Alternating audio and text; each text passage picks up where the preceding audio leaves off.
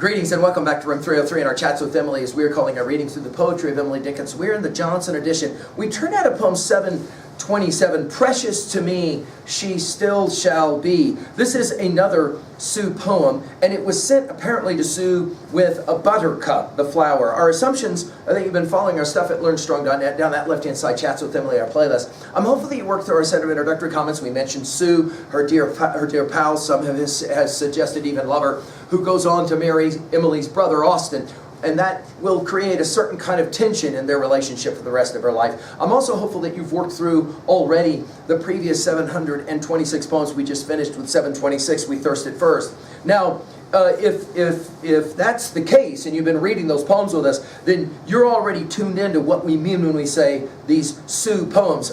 Edith Farr, the scholar, has pointed out there's 94 of these that she believes are specifically for Sue. Now, this is another poem about longing, much like 725, only there it was Sam Boyle's. Here it is Sue, her pal. And this is how she says it. Precious to me, she still shall be, though she forget the name I bear, the fashion of the gown I wear, the very color of my hair. So like the meadows now, I dared to show a tress of theirs, if haply she might not despise a buttercup's array. I know the whole obscures the part, the fraction that appeased the heart, till numbers empery, remembered as the milliner's flower when summer's everlasting dower confronts the dazzled bee. You'll remember dazzled when we met at 243, that word for the first time, and we'll see it again. We saw it again in 393, 431, and 473.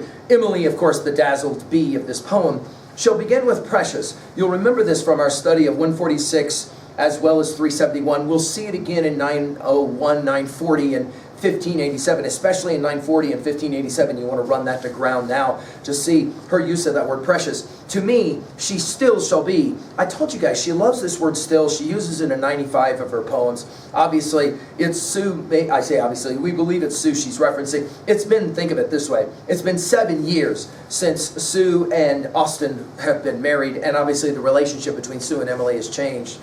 Though she forget the name I bear. Notice the name, of course, she's now taken on a different name. By the way, notice bear, wear, hair.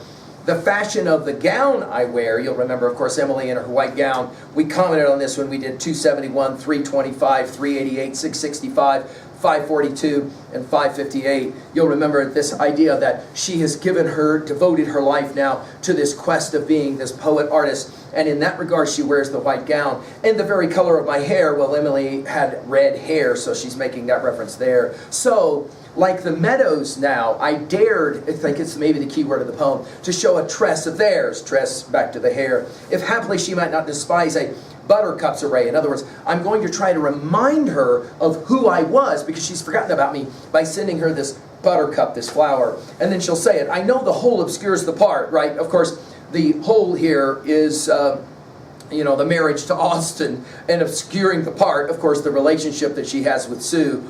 The fraction that appeased the heart, till numbers empery. Some have pointed out that a full stop probably is useful here. And then to continue with the idea, remembered, she's hopeful that she will be, as the milliner's flower, back, of course, the flowers, when summer's everlasting dower confronts the dazzled bee. Poor Emily, of course, saying, I wish somehow she could remember the relationship we once had. At 2A, that's the message here. It's hard to not be with the one you love. The key words at 2B, I think, are precious and dazzled, the first and the last word of the poem. At 3A, all the other Sue poems that Farr will suggest, 94 of them come to mind. Finally, at 3B, what is a relationship that you lament having to see ended? I hope Emily is challenging you and comforting you, maybe. Thank you.